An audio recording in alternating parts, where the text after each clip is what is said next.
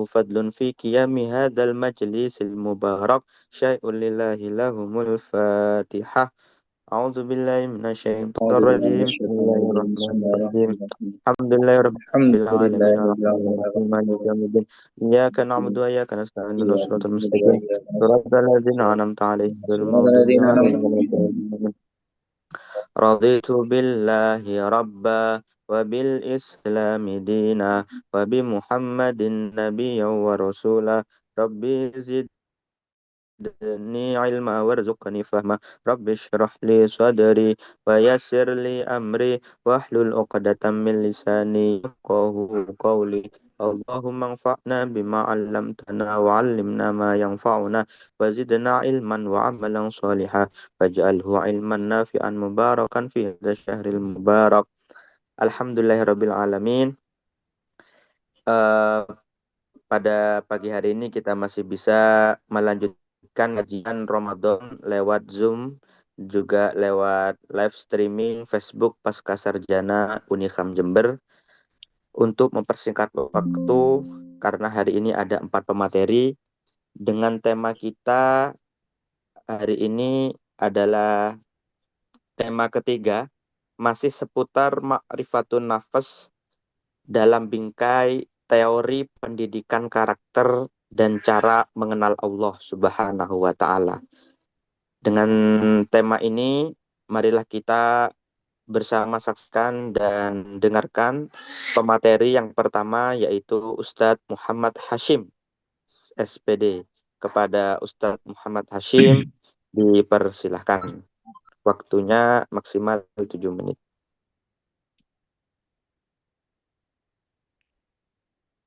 Terima kasih atas waktunya Mas Riki. Assalamualaikum warahmatullahi wabarakatuh. Waalaikumsalam warahmatullahi wabarakatuh. Bismillahirrahmanirrahim. Sebelumnya saya sampaikan terima kasih kepada guru saya, Dr. Muhammad Rusti, yang selalu membimbing saya. Dan saya sampaikan banyak terima kasih kepada teman-teman yang selalu memberi semangat pada saya. Pada hari ini kita sharing tentang yang masih sekitar ma'rifatun nafas, teori pendidikan dan cara mengenal Allah, di mana sudah dijelaskan dari pertemuan pertama dan kedua tentang ma'rifatun nafas. Ini saya menambahkan bahwa yang kemarin dijelaskan tentang membahas tahapan ma'rifatun nafas, membahas tahapan atau perjalanan yang harus dijalani bagi seseorang yang menuju kepada kedekatan Allah Subhanahu wa Ta'ala. Ma'rifatun nafas, mengetahui diri. Ini sebenarnya sebelum kita berjalan ke sana, kita harus tahu diri ini diri yang mana. Karena diri kita itu terdiri dari 2 unsur, yakni jasmani dan rohani. Kalau kita membahas diri yang jasmani, tentunya tentang ketampanan kita, kecantikan, dan kegagahan. Kalau membahas diri yang diri rohani, nah, karena ini membahas tentang kedekatan Allah, tentunya diri-diri rohani. Diri rohani, diri yang nanti bisa menyadari bahwa diri ini diri yang lemah, yang tidak punya daya apa-apa, diri yang jelata, diri yang seorang hamba yang punya kewajiban selalu menyembah atau menyatu kepada Allah Subhanahu wa Ta'ala. Fadkuruni adkurkum, ingatlah padaku maka Allah akan mengingat pada kita. Jadi dituntut oleh Allah bahwa kita tiap hari, tiap detik itu harus ingat selalu kepada Allah. Ini tugasnya diri-diri yang rohani.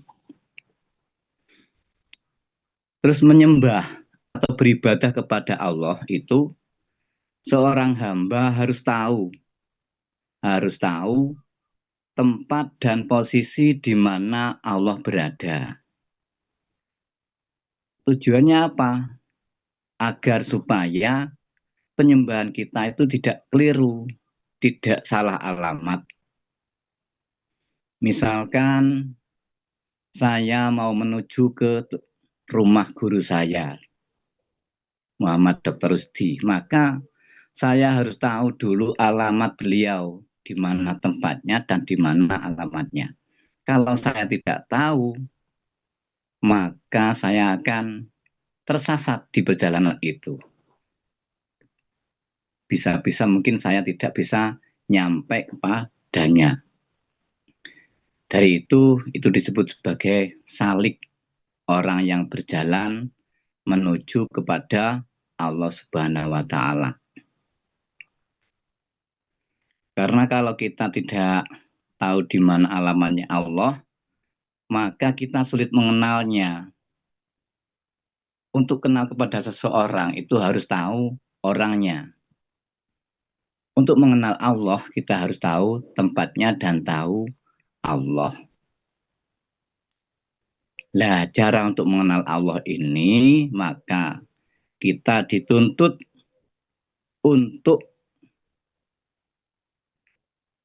mendatangi ke tempatnya Allah atau menuju kepada Allah. Ibadah-ibadah yang dianjurkan oleh Allah Subhanahu wa Ta'ala, seperti fadkuruni adkurkum yang saya sampaikan tadi.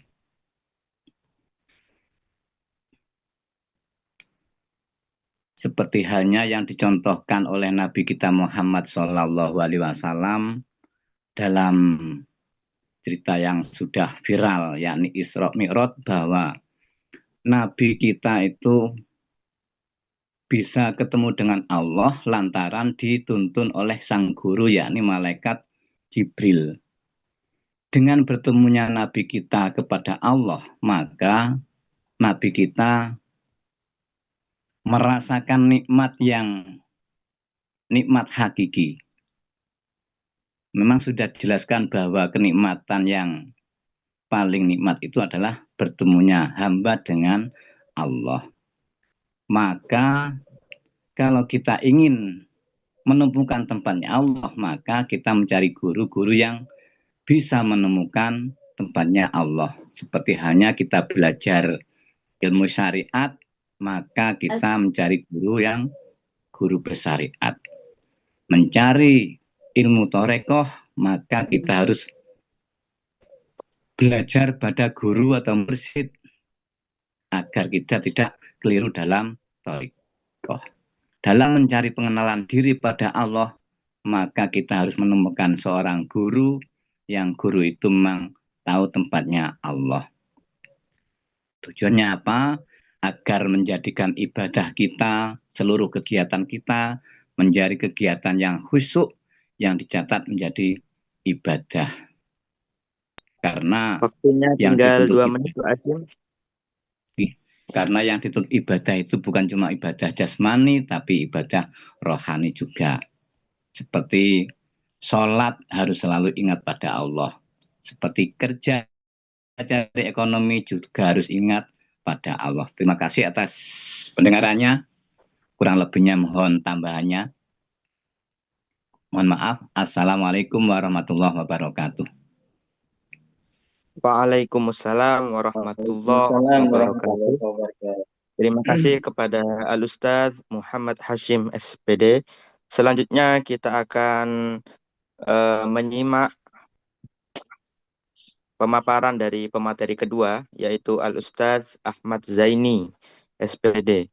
Ustadz Zaini ini ada materinya, Ustadz Fikri bisa minta tolong ditampilkan. Kepada Ustadz Ahmad Zaini, SPD, dihaturkan. Baik. Assalamualaikum warahmatullahi wabarakatuh. Waalaikumsalam warahmatullahi wabarakatuh. Bismillahirrahmanirrahim. Alhamdulillahirabbil alamin wa bihi nasta'in ala umuri dunya waddin. Sallallahu wasallam ala sayyidina Muhammad wa ala alihi wa sahbihi ajma'in amma ba'du. Yang saya hormati dan yang saya muliakan, narasumber kita di kajian Ramadan ini, Bapak Dr. Al-Ustadz Muhammad Rushdi, SUD MPDI, dan juga teman-teman. Dalam kajian pagi ini, materinya ada dua, yaitu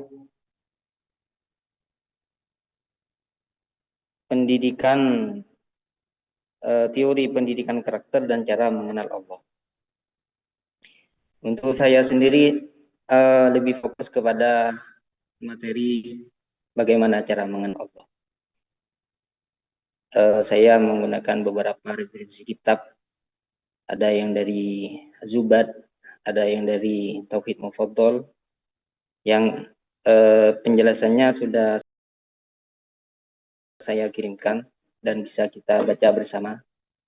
Mengenal Sang Pencipta adalah perjalanan intelektual dan spiritual yang paling mendasar bagi setiap manusia. Dalam tradisi keilmuan Islam, mengenal Allah bukanlah sekedar pilihan, melainkan prioritas utama. Hal ini ditegaskan dalam kitab Zubat, karya Ibnu Ruslan, yang menyebutkan bahwa kewajiban pertama bagi setiap manusia, terutama yang sudah mukallaf, adalah mengenal Allah dengan yakin. Awal wajibin alal insani ma'rifatul ilahi bistiqani, yang artinya kewajiban pertama kali bagi manusia adalah mengenal Tuhan dengan penuh keyakinan. Tanpa mengenal siapa yang disembah, ibadah seseorang berisiko menjadi sekedar gerakan tanpa makna. Ma'rifah adalah pintu masuk utama menuju penghambaan yang hakiki. Bagaimana caranya mengenal Tuhan? Metode yang paling dekat mengenal Tuhan dengan penuh ialah dengan menggunakan konsep man arafa nafsahu faqad arafa rabbuh. Barang siapa yang mengenal dirinya, maka ia akan mengenal Tuhannya. Inilah konsep yang paling dekat, sebagaimana yang telah dijelaskan oleh pemateri pertama, terus kedua, muaranya ialah man arafa nafsahu faqad arafa rabbuh. Barang siapa yang mengenal dirinya, maka ia akan mengenal Tuhannya. Konsep ini menjadi jembatan spiritual yang penting. Saat kita menyadari betapa lemahnya diri kita, kita akan mengenal Allah yang Maha Kuat. Saat kita menyadari betapa fakirnya kita akan mengenal Allah. Allah itu yang Maha Kaya. Terus, keajaiban susunan tubuh dan kompleksitas jiwa manusia adalah tanda yang menunjukkan bahwasanya Allah Sang Perancang yang Maha Bijaksana. Mengapa kita harus menggunakan konsep man arafa nafsahu faqad arafa rabbahu? Karena akal manusia itu terbatas. Rasulullah SAW mengingatkan, tafakkaru fi khalqillah wa la tatafakkaru fi dzatillah. Berfikirlah tentang ciptaan Allah dan janganlah kamu berfikir tentang zat Allah. Akal manusia itu terbatas, sedangkan Allah tidak terbatas. Ibarat mata yang tidak sanggup menatap langsung matahari, namun bisa menikmati keindahannya melalui pantulan cahaya di bumi. Kita mengenal Allah melalui karya-karyanya yang terhampar di alam semesta. Terdapat sebuah makalah yang sangat dalam. Adamul idrak idrakun wal bahsu an dzatihi musyrikun. Yang artinya menyadari bahwa kita tidak akan pernah bisa menjangkau hakikat zat Allah adalah sebuah pencapaian pemahaman itu sendiri. Wal bahsu an dzatihi musyrikun. Sedangkan yang memaksakan diri menyelidiki bagaimana bentuk atau rupa zat Allah justru dapat terjerumus pada kesesatan dan penyerupaan atau tasybih. Jadi mengenal Allah itu cukup dengan mengakui keagungannya tanpa harus menjangkau zatnya dengan akal yang fana ini. Tinggal 2 Terus menit, Terus langkah praktis untuk mengenal Allah lewat ciptaannya dijelaskan secara apik dalam kitab Tauhid Mufaddal. Kitab ini berisi dikte Imam Ja'far As-Shadiq kepada muridnya, Syekh Mufaddal, tentang rahasia penciptaan. Dalam kitab ini kita diajak merenungi anatomi tubuh, bagaimana setiap organ bekerja dengan presisi, alam semesta, bagaimana rotasi planet dan pergantian musim diatur. Terus ada dunia hewan dan tumbuhan, bagaimana setiap makhluk diberi rezeki dan alat pertahanan. Intinya, kesimpulan dari cara mengenal Allah bisa kita simpulkan ada 5 tahapan. 1, niat dan landasan hukum. Kita harus menyadari bahwa mengenal Allah itu adalah kewajiban. Terus yang kedua, metode introspeksi, melihat keajaiban pada diri sendiri, yang disebut man arfa nafsahu. Terus yang ketiga, metode observasi, melihat keajaiban alam, tafakkaru fi khalqillah.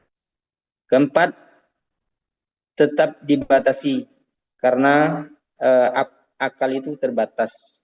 Adamul idrakun. Yang terakhir adalah pendalaman bukti, yaitu mempelajari detail desain ciptaan Allah yang diterangkan dalam kitab Tauhid Mufaddal.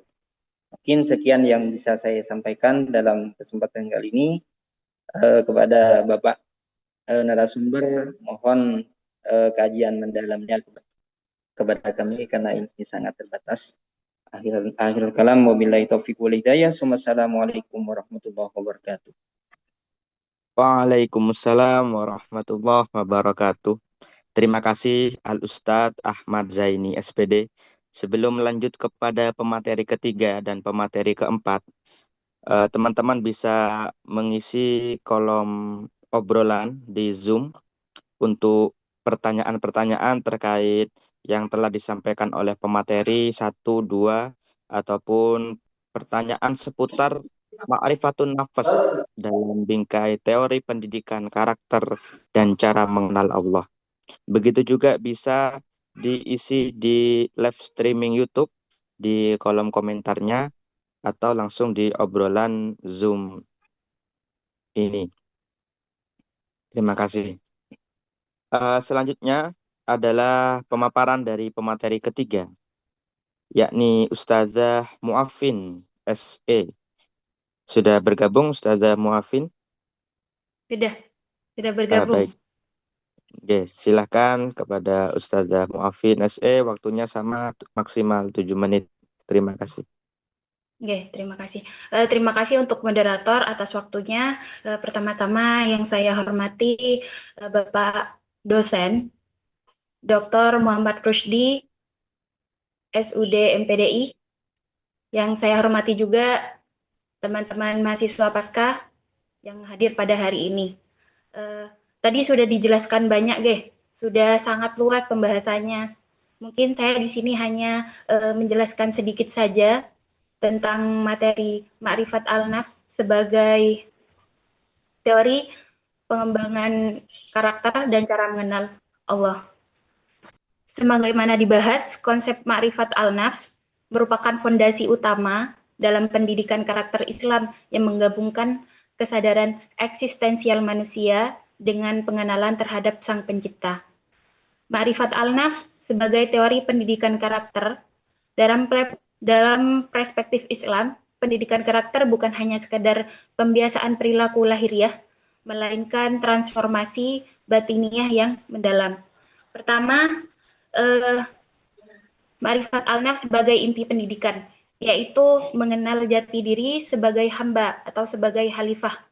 Yang kedua, sebagai pengendalian diri, yaitu mengetahui potensi yang ada di diri kita mencangkup kemampuan mengendalikan terhadap hawa nafsu, terhadap membersihkan hati dari sifat-sifat yang tercela. Yang ketiga yaitu sebagai tujuan akhir, di mana kita membentuk akhlak mulia yang tumbuh secara spontan dari jiwa kita yang telah tenang, bukan karena paksaan. Terus yang kedua yaitu cara mengenal Allah. Saya hanya membahas sedikit ya, bagaimana mengenal diri. Bagaimana mengenal Allah melalui mengenal diri. Mengenal diri bisa menghantarkan kita pada mengenal Allah. Yang pertama dengan menyadari atau melihat kelemahan diri kita sendiri. Saat kita menyadari bahwa kita lemah, panah, dan butuh bantuan, kita akan mengenal Allah yang Maha Kuat. Maha Kekal, dan Maha Pemberi. Yang kedua, kita bisa mengenal melalui dengan memahami struktur tubuh kita, mengamati presisi fungsi organ tubuh, bahwa kita itu kecil, dan menyadari atau membawa kesadaran pada kehebatan Sang Pencipta yang menciptakan kita. Yang ketiga yaitu melalui fitrah.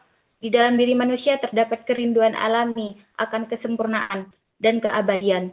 Kerinduan ini adalah tanda bahwa jiwa berasal dari Allah dan akan kembali kepadanya. Mungkin hanya sekian dari saya pemaparannya. Terima kasih pada moderator atas waktunya. Mohon maaf apabila ada salah-salah kata. Baik, terima kasih kepada Ustazah Mu'affin SE atas pemaparannya. Mari mengingatkan kembali kepada seluruh peserta untuk mengisi obrolan Zoom dengan pertanyaan atau pemaparan untuk didiskusikan nanti di sesi narasumber. Baik, untuk yang terakhir kita akan dengarkan bersama pemaparan dari pemateri Ustazah Ning Nabilat Wasilatul Mukarramah SAB.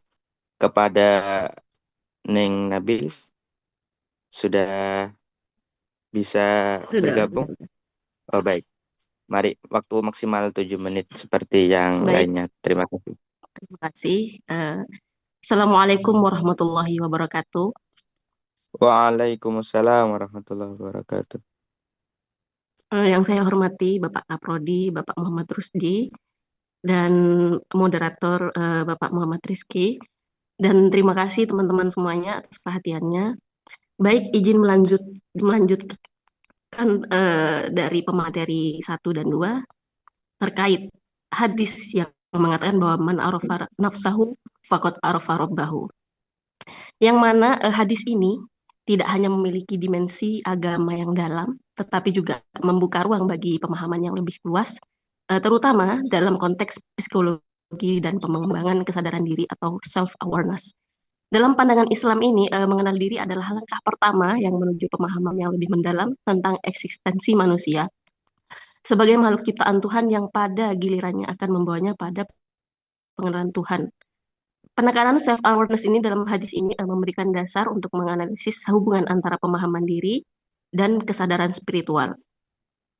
Dalam konteks psikologis modern, merujuk pada kemampuan individu untuk mengenali dan memahami perasaan, pikiran, dan motivasi diri. Melalui pendekatan psikologis, hadis ini dapat dipandang sebagai pedoman untuk mencapai keseimbangan antara aspek kognitif dan emosional dalam diri manusia, yang pada akhirnya berhubungan erat dengan pemahaman spiritual dan kedekatan kita kepada Tuhan. Dengan demikian, hadis ini tidak hanya relevan dalam konteks agama, tetapi juga memberikan kontribusi signifikan dalam kajian psikologi, khususnya dalam memahami peran kesadaran diri kita dalam membentuk hubungan yang lebih baik kepada Tuhan.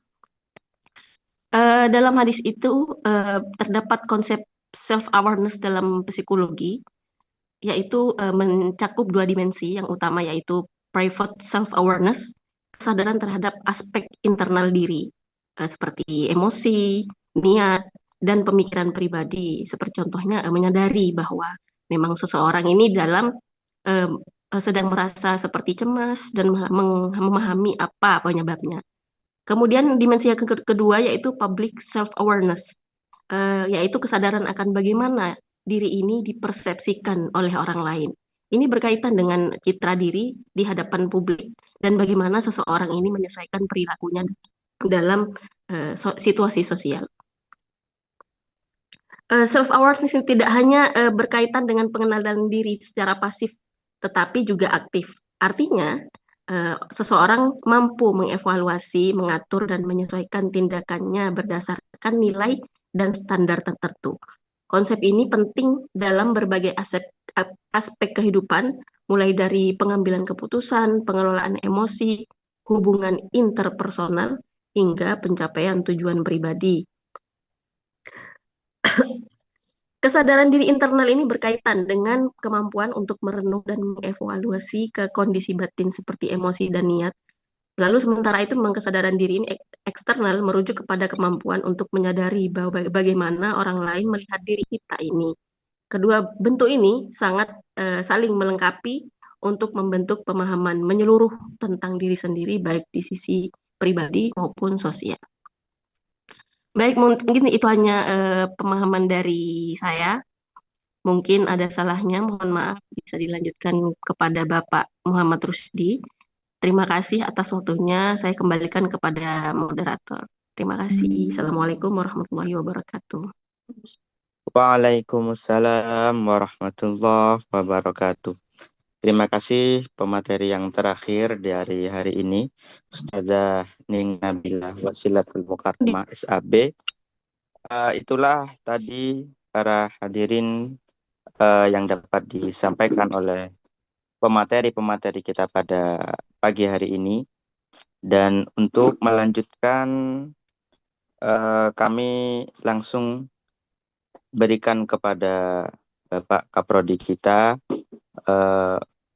di Prodi Pascasarjana PAI Unikhams Jember, Al-Mukarram Al-Ustadz Dr. Muhammad Rusdi, SUD MPDI. Kepada beliau waktu sepenuhnya kami haturkan. Assalamualaikum warahmatullahi wabarakatuh. Waalaikumsalam warahmatullahi wabarakatuh. Waalaikumsalam warahmatullahi. Alhamdulillah wassalatu wassalamu ala Rasulillah wala haula wala quwwata illa billah ma ba'd. Terima kasih atas waktunya moderator Ustadz Rizky dan seluruh pemateri Ustadz Ustadzah yang sudah menyampaikan. Ini hanya menambahkan dan menguatkan saja dari apa yang sudah disampaikan dari awal. Pertanyaan belum masuk di kolom komentar ya.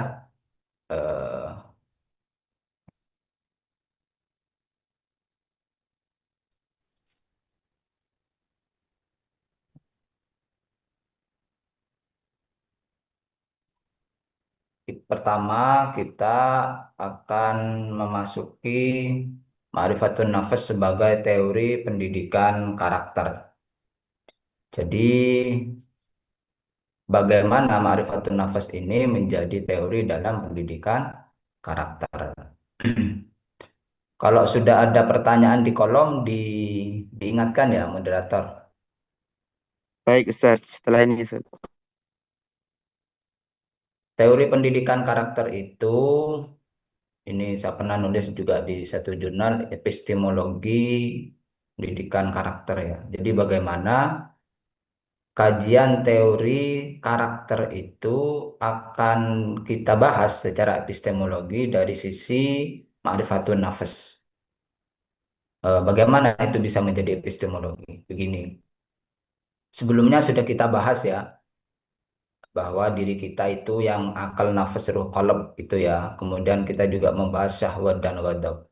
Sekarang kita lebih rinci lagi, kita jadikan dua saja ini. Yang pertama hakikatul insan, yang kita ruh tadi, yang kita hati itu tadi, yang kita sejati itu ya. Kemudian yang kedua ada syahwat ghadab, yang itu jasmaniyah kita.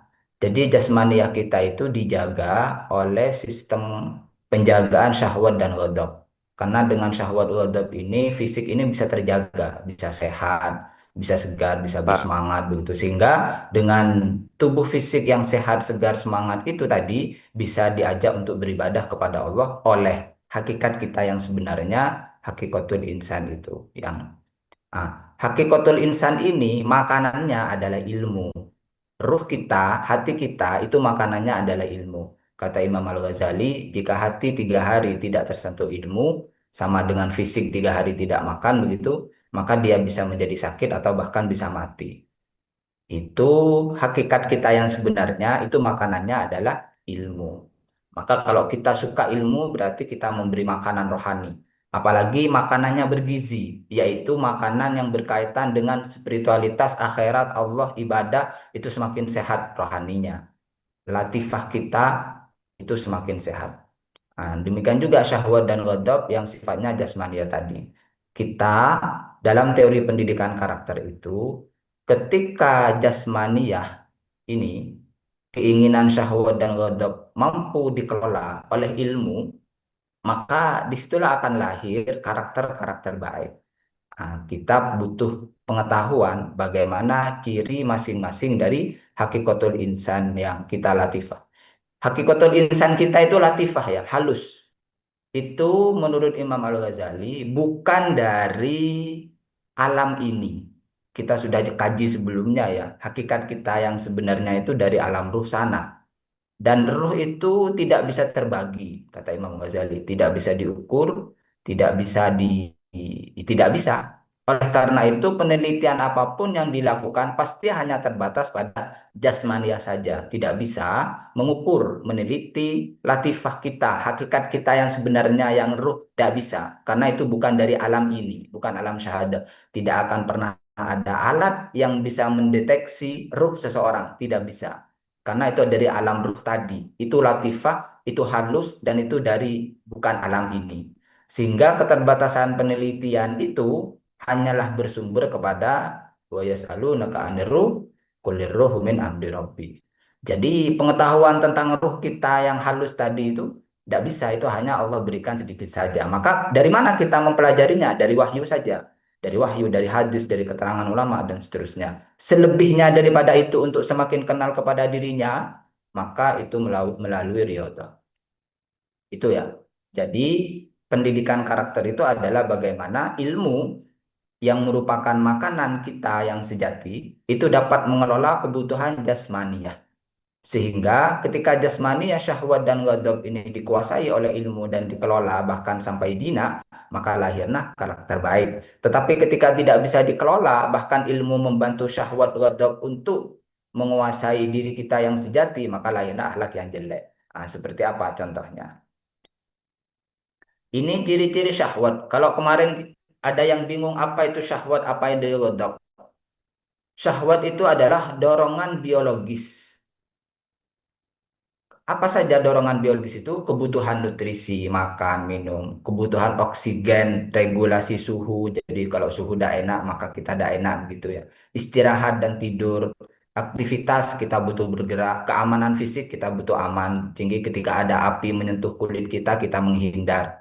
Ada reproduksi seksual dan seterusnya. Itu adalah dorongan biologis. Ini tugasnya dari syahwat. Maka ketika syahwat itu ketika tidak ada ilmu, jadi syahwat ini sudah ada pada jasmaniah ini ya. Orang yang tidak pernah belajar di bangku sekolah, dia hidup di tengah hutan misalkan ya, tidak tersentuh pendidikan. Dia hanya taunya melihat alam dan seterusnya, begitulah ilmunya sesuai pengalaman. Dia akan tetap hidup, fisiknya tetap akan hidup karena ada syahwat ini. Jadi syahwat ini sudah otomatis menjaga jasmaniah. Ya contohnya apa? Ketika kita lapar, ada alarm dalam diri kita. Ketika kita haus, ada alarm. Ketika kita capek, ada alarm. Jadi itu sudah luar biasa. Tubuh jasmaniah yang diciptakan Allah ini sudah luar biasa. Maka syahwat ini yang menjaganya. Ketika syahwat tidak dipandu oleh ilmu, ketika dia butuh makan dan minum, apa yang dibutuhkan dimasukkan semua. Dia tidak pernah mengelola itu bahwa makan banyak tidak baik. Demikian juga dengan istirahat banyak, tidur banyak tidak baik. Maka itu ketika tidak dikelola, maka lahirlah karakter yang tidak baik. Orang tidak mau berbagi, ya dia punya satu piring, temannya sudah tidak makan 3 hari, dia tidak mau berbagi. Karena dorongan syahwatnya terlalu kuat. Jatah saya makan tuh satu piring gitu. Kalau ini masih berbagi dengan orang, maka bagaimana tubuh saya? Itu adalah contoh syahwat menguasai logikanya, syahwat menguasai ilmunya, gitu ya. Jadi orang tamak tidak mau berbagi karena dia terlalu dikuasai oleh syahwatnya ini. Dia berpikiran hidup saya, keluarga saya, anak saya 1 bulan ke depan, 1 tahun ke depan, maka saya harus punya simpanan dan seterusnya, uang tabungan dan seterusnya. Itu syahwat yang menguasai dirinya. Apalagi inna syaitan ya'idukumul faqrah begitu ya. Syaitan itu menjanjikan kefakiran. Jangan dikasih, jangan berbagi. Nanti kamu miskin, kata setan. Itu adalah syahwat. Jadi setiap orang yang mementingkan kebutuhan makan minum, istirahat, oksigen, tempat tinggal begitu supaya fisiknya nyaman gitu. Itu adalah bagian dari syahwat. Maka ketika syahwat ini dikelola oleh ilmu, maka sekedarnya saja, sekebutuhan saja, yang penting bisa ibadah gitu kan ya. Kan kita yang sejati, yang roh kita, yang hati kita itu kan satu tujuannya untuk beribadah kepada Allah. Yang kedua adalah ghadab. Apa itu ghadab? Dorongan emosional. Apa itu dorongan emosional? Kebutuhan akan rasa aman, kebutuhan akan kasih sayang dan afeksi, kebutuhan akan penghargaan. Jadi ketika orang diberi penghargaan dia merasa enak, nyaman. Kebutuhan akan validasi emosi. Jadi ketika dia divalidasi, oh bagus ya, oh ini pinter, oh dia bersemangat gitu. Kebutuhan akan makna relasional. Dia butuh relasi, dia butuh hubungan yang nyaman begitu, tempat curhat dan seterusnya. Itu ghadab itu. Kebutuhan akan ekspresi emosi. Bagaimana emosinya bisa terekspresi dengan baik, dia punya kelebihan bisa diekspresikan dan seterusnya. Itu wilayah ghadab, dorongan emosional. Orang yang sering kali bullying, dia ghadabnya menguasai dirinya, sehingga dia harus melampiaskan kekuatan dirinya untuk menganiaya orang lain. Itu ghadab. Jadi karakter bullying itu karena ghadab dia itu terlalu menguasai dirinya, sehingga ilmu yang ada membantu ghadabnya untuk kemudian berbuat bullying tadi. Maka sekali-sekali lagi tentang apa ilmu ini, jadi apa hakikatul insan yang kita tentang ilmu itu harus diperkuat. Teori pendidikan karakter tentang ini adalah bagaimana ilmu yang merupakan makanan hati itu, makanan kita yang sejati, itu diperkuat. Dan syahwat ghadab yang tadi, dorongan biologis dan dorongan emosional ini harus benar-benar dijinakkan oleh ilmu tadi. Jadi teori pendidikan karakternya bagaimana? Ketika ada anak-anak di lingkungan kita semua, peserta didik semua, maka harus ada pengelolaan terhadap syahwat dan ghadab ini dengan pembiasaan, dengan keilmuan yang diperkuat, maka itu akan menjadi karakter yang baik. Jadi kalau ada teori tentang bagaimana belajar harus nyaman, nyamannya siapa itu? Kalau itu nyaman yang berlebihan dari sisi syahwat, maka tidak akan mungkin menghasilkan karakter yang baik. Kadang kan banyak teori belajar itu harus menyenangkan, nyaman. Ya, nyaman yang mana? Apakah ketika belajar harus disediakan makanan, minuman, AC, kemudian ruangannya bersih dan seterusnya? Itu bagian syahwat yang harus dikelola sesuai batasnya. Kalau orang mau belajar harus makan dulu, harus minum dulu, harus bagaimana kemudian? Karakter digantungkan kepada kepentingan syahwatiyah ini, syahwat tak bisa. Jadi ini yang perlu dikelola. Maka teori pendidikan karakter adalah ketika dorongan syahwat dan ghadab ini mampu dikelola dan dijinakkan oleh panduan ilmu. Maka perkuatlah ilmu sehingga kemudian mampu menjinakkan syahwat dan ghadab ini. Izin Ustadz, ini ada pertanyaan-pertanyaan yang sudah masuk dari obrolan Zoom. Untuk yang streaming YouTube masih belum ada komentar. Oke, saya jawab ya. Sudah banyak ini pertanyaannya. Bagaimana mengelola emosi atau menghadapi kebingungan, kecemasan atas diri sendiri, dan khawatir atas persepsi orang lain sesuai teori yang dijelaskan. Pemateri terakhir berdasarkan ilmu psikologi plus ilmu tasawuf. Mengelola emosi atau menghadapi kebingungan, kecemasan atas diri sendiri, dan khawatir atas persepsi orang baik. Tadi sudah dijelaskan ya tentang ghadab emosi tadi, dorongan emosional. Kemudian tentang syahwat tadi, dorongan biologis. Ini yang ditanyakan tentang dorongan emosional. Kita kadang cemas, bingung terhadap diri sendiri, khawatir atas persepsi orang lain. Jadi orang kan kadang kalau bertikah begini, orang akan bersepsi begini sehingga dia tidak pede. Ada langkah-langkah sedikit demi sedikit ya, selangkah lebih baik. Tidak bisa teorinya harus langsung, tidak bisa ya, tapi selangkah lebih baik. Bagaimana caranya? Pertama, dia harus menguatkan keilmuan terkait. Kalau ini dilihat dari perspektif tasawuf, maka dia harus mempelajari bagaimana ahwalul qalbi, Apa itu ahwalul qalbi? Bagaimana hati ini tidak terikat dengan apa yang dipersepsikan orang lain. Contohnya begini, hati kita itu adalah dinilai oleh Allah.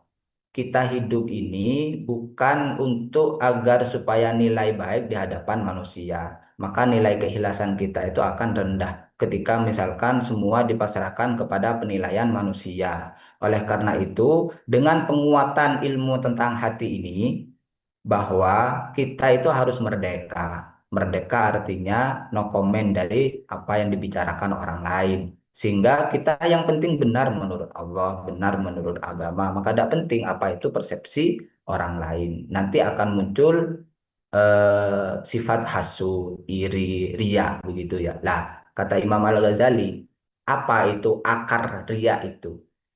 Adalah ketika kita masih memberikan kekuatan, menyangka kekuatan itu ada pada manusia, maka disitulah kita akan terjangkit penyakit riya, takut khawatir atas persepsi orang lain. Itu karena kita memberikan kekuatan kepada manusia. Kita menganggap manusia itu lebih kuat daripada takdir Allah. Kita menyangka orang kaya yang bisa memberi rezeki. Kita menyangka orang alim yang bisa memberi ilmu. Padahal semua itu atas izin Allah. Gitu. Maka kita tidak boleh memberikan kekuatan atau menyangka manusia punya kekuatan tanpa izin Allah. Itu yang harus ditanamkan dalam diri seseorang ketika dia terikat dengan persepsi orang lain. Jangan berikan kekuatan pada orang lain dalam prasangka kita ya. Semua kalau tidak dengan izin Allah, tidak bisa orang itu berbuat buruk atau berbuat baik. Tidak bisa. Berbuat manfaat, berbuat rugi, tidak bisa kalau tidak dengan izin Allah. Itu yang harus ditanamkan dalam hati kita supaya kita terbebas dari persepsi orang lain. Kalau kita menyangka manusia punya kekuatan, maka kita akan mengikuti persepsi mereka. Oh, jangan begini, nanti diomongin orang. Oh, jangan begini, nanti dianggap begini sama orang. Oh, jangan begini. Karena kita menganggap manusia punya kekuatan. Nah, itu yang harus di, dibersihkan, dihilangkan dari hati kita ya. Jangan kita menganggap orang itu punya kekuatan yang berlebih tanpa izin Allah begitu. Sehingga kita merdeka dengan prinsip kita, dengan ilmu kita, bagaimana kita harus bertindak. Terus mengelola emosi untuk menghadapi kebingungan, kecemasan atas diri sendiri itu, ingatlah dalam banyak kitab itu sering kali dijelaskan bahwa watiba'u ahwa ra'su kulli khati'ah. Mengikuti hawa nafsu, ghadab dan syahwat itu adalah pangkal, adalah poros kesalahan. Jadi kesalahan utama itu karena kita sering mengikuti syahwat dan ghadab. Orang yang bingung dengan cemas dengan dirinya sendiri karena dia selalu mengikuti syahwat dan ghadabnya tadi, tidak dijinakkan dengan ilmu. Cobalah sekali-kali dijinakkan dengan ilmu. Dengan cara apa?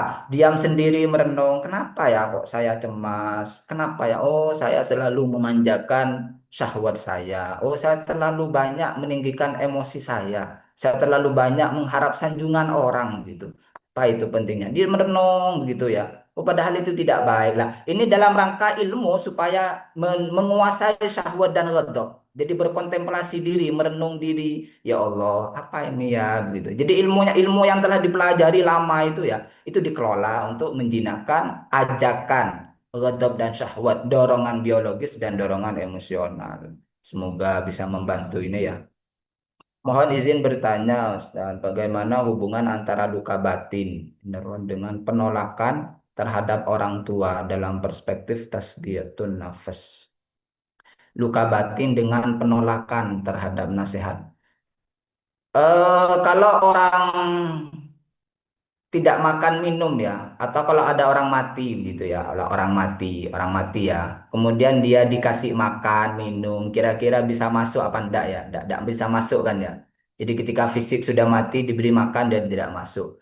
Begitu juga dengan hati yang sedang sakit.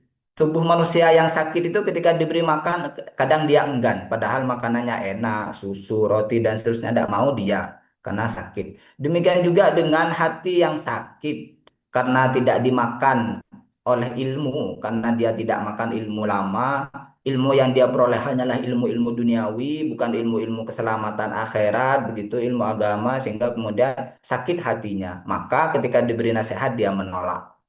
Jadi itu adalah penyakit hati. Hati orang itu ya sakit sehingga diberi ilmu itu tidak mau dia menolak. Hubungan antara luka batin dengan penolakan terhadap nasihat orang tua dalam perspektif tazkiyatun nafas. Maka tazkiyatun nafas itu adalah bagaimana mensucikan nafas yang syahwat ghadab tadi.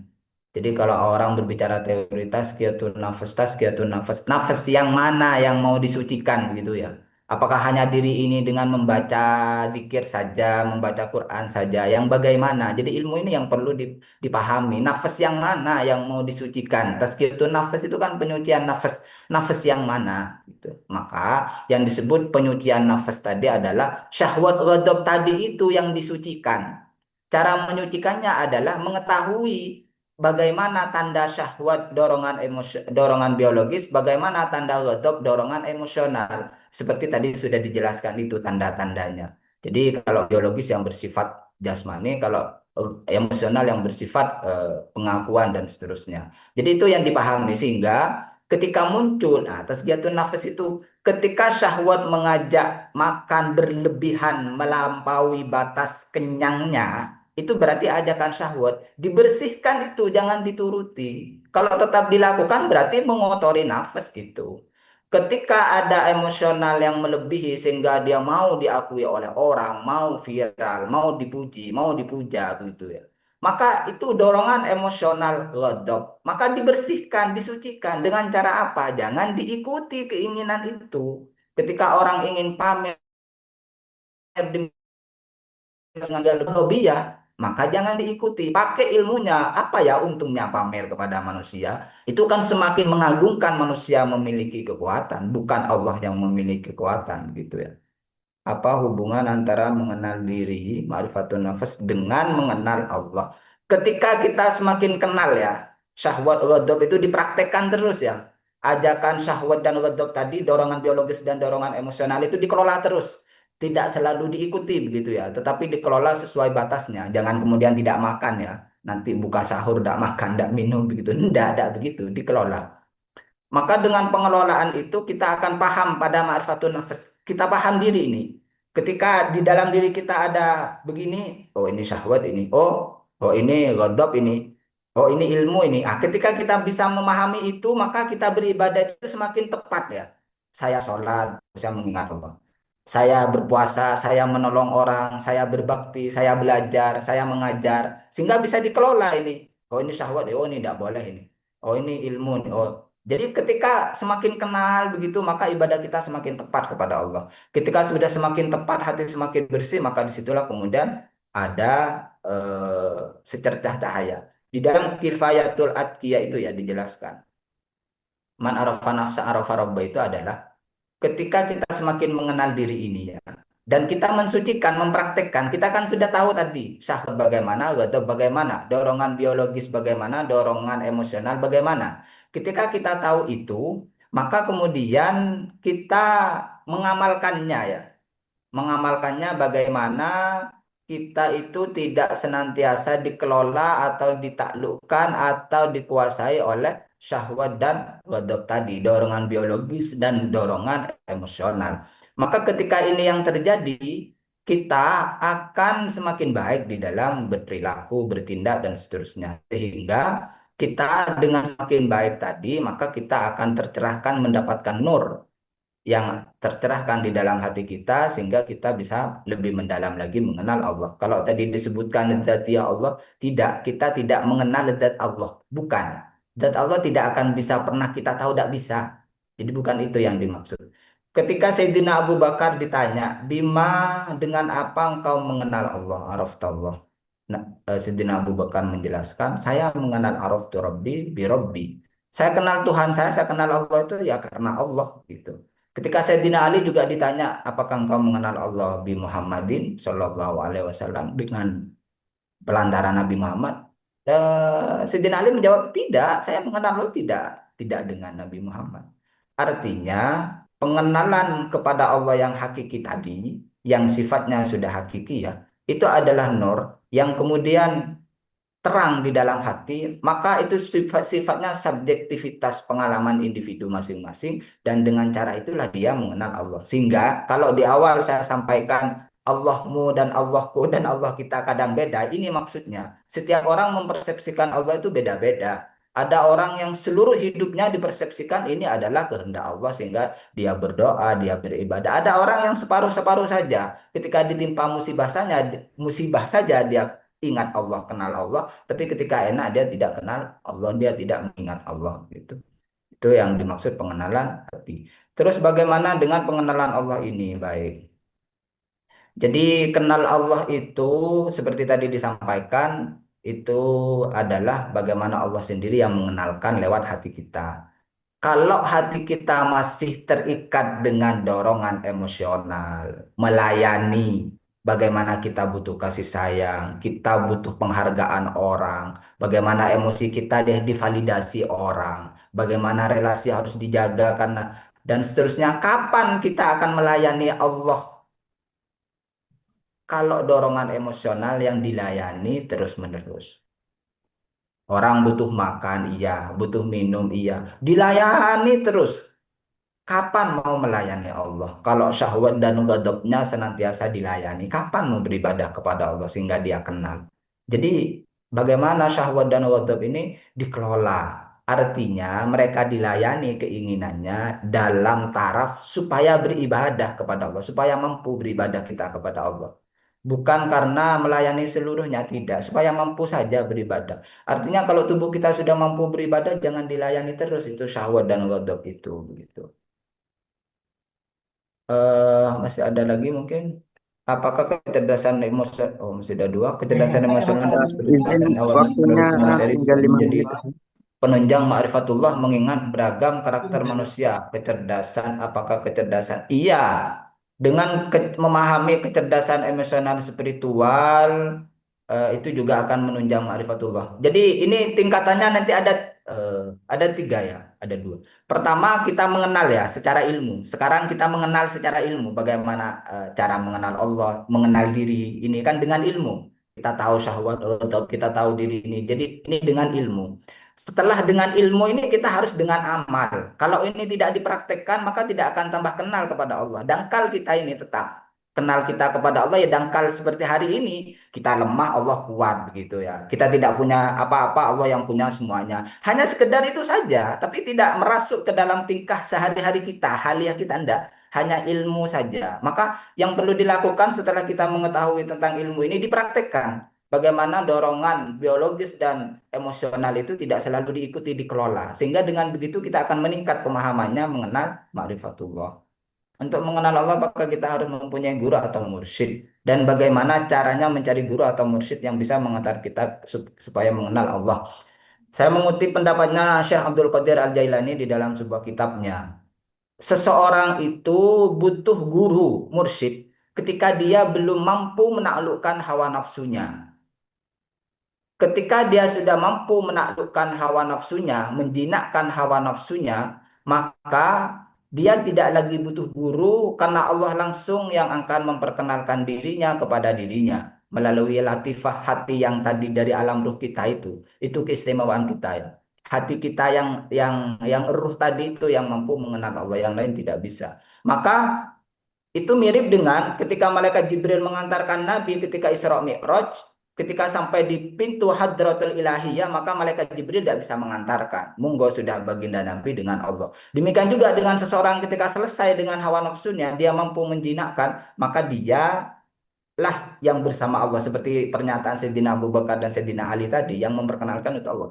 Selama kita masih belum bisa menaklukkan hawa nafsu ini, maka butuh mursyid guru yang mampu mencerahkan kita. Apa tanda-tandanya? Ketika kita melihat wajahnya ada dorongan ibadah dalam hati kita. Itu tanda guru yang mursyid. Melihat wajahnya saja itu ya kita terdorong untuk berbuat baik begitu. Kita mengingat dosa kita, itu guru yang mursyid. Tentu dia juga harus waro, dia juga harus akhlaknya seperti baginda Nabi, itu mursyid ya. Jadi penting untuk mencari guru atau mursyid yang bisa mengantarkan kita mengelola, menjinakkan hawa nafsu begitu.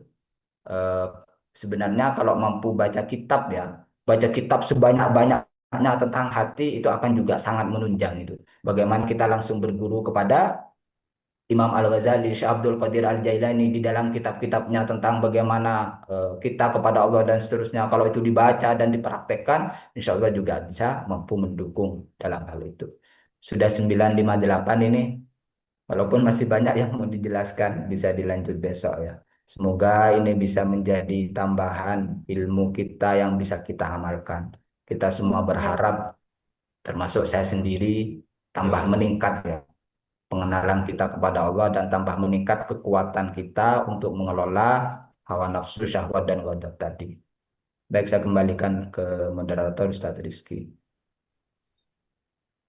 Terima kasih atas pemaparan serta jawaban dari beberapa pertanyaan yang sudah disampaikan oleh para peserta. Cukup sekian untuk hari ini, dan untuk persiapan besok itu adalah lanjutan kajian dengan menggunakan kitab Kimia Usa'ada. Sebelum saya akhiri, saya mohon maaf yang sebesar-besarnya atas segala tutur kata dan juga apa yang keluar dari saya. Jika kurang berkenan di hati para peserta, saya mohon maaf yang sebesar-besarnya. Marilah kita tutup kajian dengan doa kafaratul majelis. Subhanakallahumma wa bihamdika asyhadu an la ilaha illa anta astaghfiruka wa atubu ilaik. Allahumma arinal haqqa haqqa warzuqna ittiba'ah wa arinal batila batila warzuqna ijtinabah. Rabbana atina fid dunya hasanah wa fil akhirati hasanah wa qina adzabannar. Allahumma taqabbal minna siyamana qiyamana du'aana وتعلمنا واجعل هذا المجلس مجلسا مرحوما وتفرقنا من بعده تفرقا معصوما ولا تجعل فينا ولا منا شكيا ولا محروما والحمد لله رب العالمين. هدانا الله وإياكم أجمعين. الله الموافق إلى أقوم الطريق. والسلام عليكم ورحمة الله وبركاته. Waalaikumsalam.